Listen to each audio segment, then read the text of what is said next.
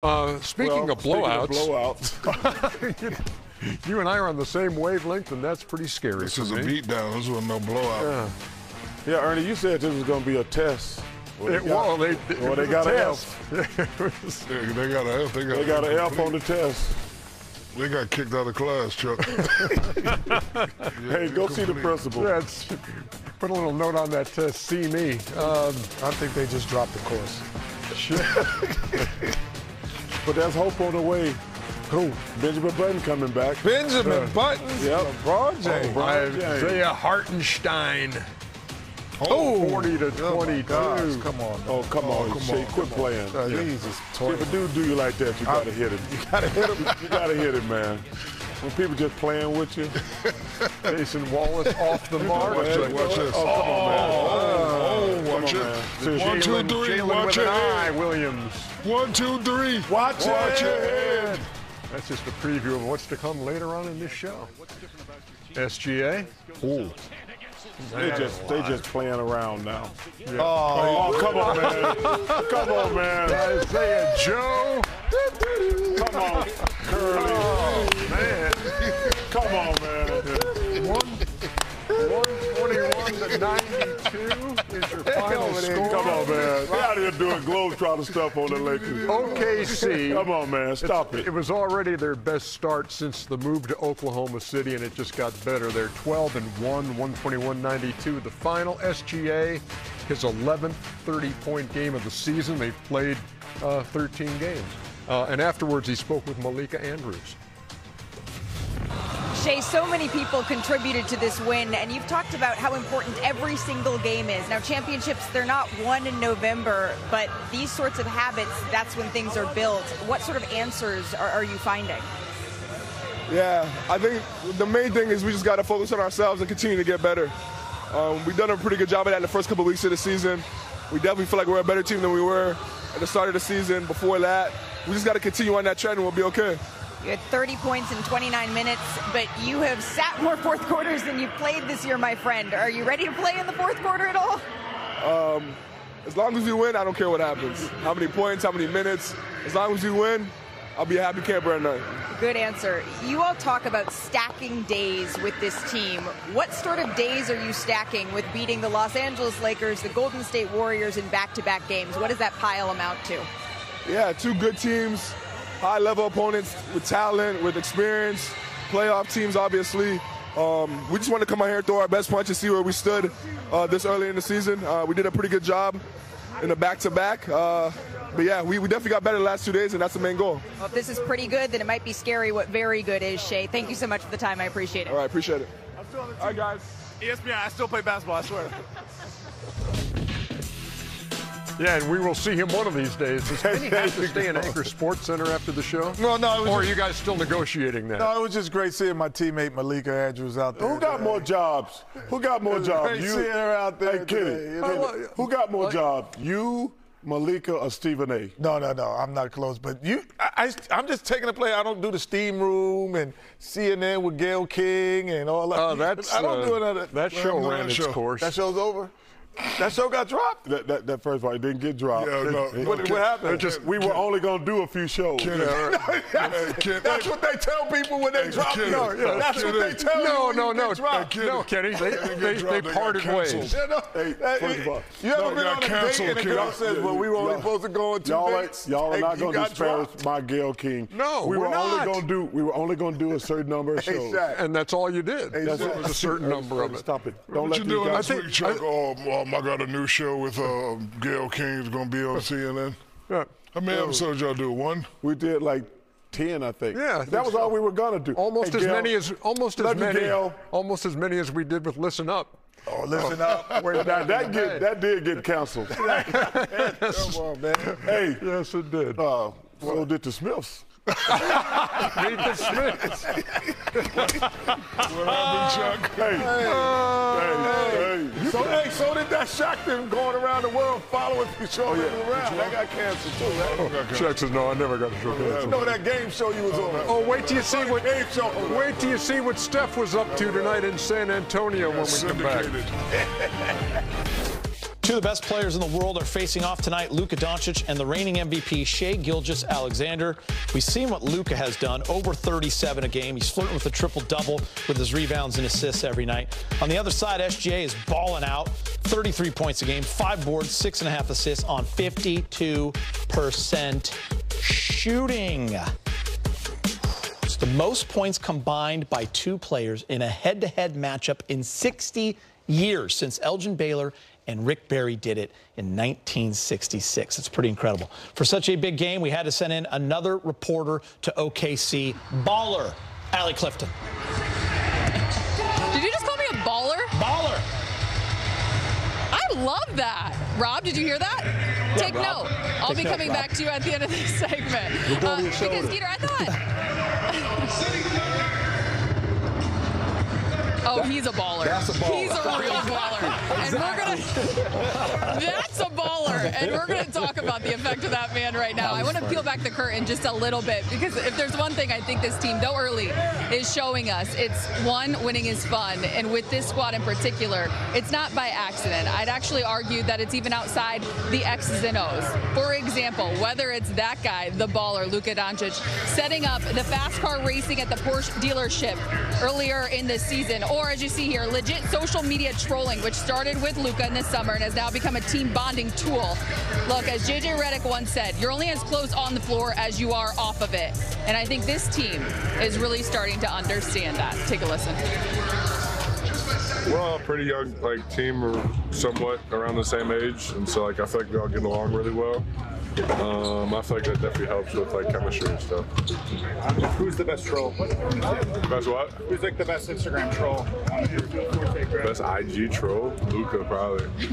Luka, he just be trolling for no reason. It affects everybody a lot. You know, when he's having a good time, we're all having a good time, but it goes for everybody. I think body language in general in team sports is important. So, and he won a half-court shot today, so he's in a good mood.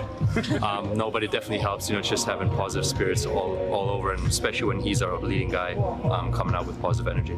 Just celebrating each other. You know, it might be another guy every night who's having a night for himself, but everybody's here supportive, and you know, pick each other up also if it's not that good. But you know, it's just celebrating each other, and also joking around on Instagram about Luka dunking or not.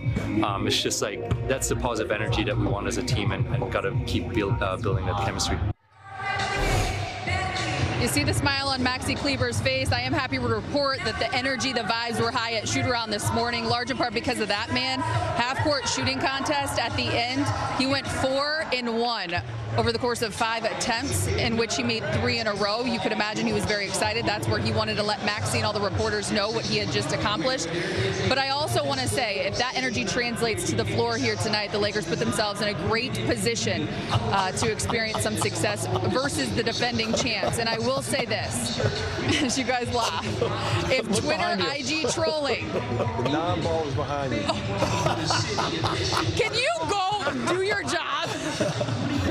My bad. The ultimate troll. Exactly. But if Twitter IG trolling is really a bonding tool, big game, you're excused. Rob, Geeter, consider yourselves warned, because I will come find you. Ooh, and it will be fun. I like that. By the way, tell RJ he can't invoice for that, okay? That's not part of the show. No invoice from RJ. Geeter wanted me to let you know that you're not allowed to invoice for that. I'm not allowed to what? Did you know that you're not allowed to eat on television while talking? Oh, no, only on my television. You're not allowed to invoice for this. Why not? Your friend Geeter has said. Well, you know what? I've bought Geeter so much food and alcohol over the years that, at this point in time, he forever owes me. I don't mind any of that stuff. Luckily, you're with 2 absolute legends, because Geeter, you know what? I don't even watch this for him anymore. James. Look how beautiful they look. They're so happy. They look good. Honestly, does Geeter know how lucky he is to work with 2 absolute legends like that? What about me? Do you know how lucky you are to work with 2 absolute legends like that? Okay, fair. Go. Get away. Oh, guys, man. Back to you. He's funny. He thinks he's funny. He does. Okay, let's talk MVPs, by the way, the candidates, okay? Because, Rob, you circle this type of matchup, SGA, Luka Doncic. I already told you they combined for 69.9 points per game. That's the most in a head-to-head matchup since 1966 when Elgin and Rick Barry did it. And you wouldn't be surprised at the end of the year if it came down to these two, would you? I wouldn't be surprised because these are the two leaders of the team. This game right now is ran by guards outside, the Joker. But when you look at the games that these guys play, they're very similar in the sense they can get to the free throw line a lot. They control their team. And what I like best about both of them, they have that slow, herky-jerky game. They're not like a Maxey up with the Sixers who just speed. These guys are slow and methodical, and they pick you apart little by little. So that's what I like about both these players. And what I hate about both these players is they not from America, so when the new All-Star game come out, I got to root against them. We're going to talk about that later. We're going to talk about that. Good point, Rob. No doubt. That's going to be interesting, Rob. But, yeah, I mean, I think guys like Shai and Luka, they're scientists out on the court. Not only are they great basketball players and athletes, but they understand, the game that's being played around them and how to manipulate it, how to get to their spots. They know where their comfort spots at way before they get to it. And so I just think when you have those type of mindsets that, that enhance everybody around them and are able to dominate frequently, not just, once every 2 weeks or once a month, but I'm talking like, 7 out of 9 games, 7 out of 10 games, they're able to dominate. So that's the talent that they share in common. Big game. I want to kind of go over to the front court matchup, and it's DeAndre Ayton. I'll throw Jackson Hayes in there as well because he's going to play some crucial minutes, but you're going up against Chet Holmgren and Hartenstein. I mean, Hartenstein had a 33-19 game against the Kings. Chet was 9 for 9 just last night against the Warriors. 33? Yeah, and 19. And then Chet 9 for 9 last night. How does Ayton, go against two skilled big men when, they're both going to be out there sometimes at the same time? You talk about, Shai and Jalen Williams, and Rob was mentioning the defensive player, Luke Dort. You talk about those are main ingredients. But you don't win without these two. That's what I think. These are the muscle guys. When I think Sabonis and Sacramento, now these two don't have the same type of talent, but they have the same type of heart. They play physical. They don't spectate. They play every play. They are a major asset to whatever the scores on this team are doing. The picks they sit, the rolls they do, and they will eat that offensive glass up, and they'll stick it on you too if they get in there nice and close. So they're physical, they're strong, and they provide a lot of strength. And what I would say, like, my bodyguard. These are my two bodyguards on the team because they're tough. And they play well together. And I think winning a title for Chet kind of put him into a different, right? When you win a title and you're in the top 3 guy on your team, it puts you into a little bit different category, Rob. Expectations. Yeah, I think he's tied for second on that team between him and Jalen. And for me, when you look at this team, and you talk about those two bigs, it reminds me of a famous line, know your role and shut your mouth. Mm-hmm. And these guys know their role, and they shut their mouth, meaning they don't complain about anything. They just go out and do it. Think about it. Let's talk about Chet. Chet could probably be the #1 option on a lot of other teams. But he just knows his role, and he shuts his mouth. He plays. At the end of the day, it's about winning. And you really have to appreciate guys that say, I'm going to take a step back because at the end of the day, we get that dub. That's all that matters. And think about it. He still gets more commercials than anybody else in the league by just playing with the MVP. And never complains about touches. No. Right? But they got to attack him, too, tonight, right? Yeah. You got to attack everybody on this team because he's like Chet, even though Chet, is a 7-footer, I referenced earlier about being a shot blocker. And I thought about it. He's not really a great shot blocker to be 7 feet tall. And for me, just go at him. And, like Wemby, who's a better shot, but they're frail.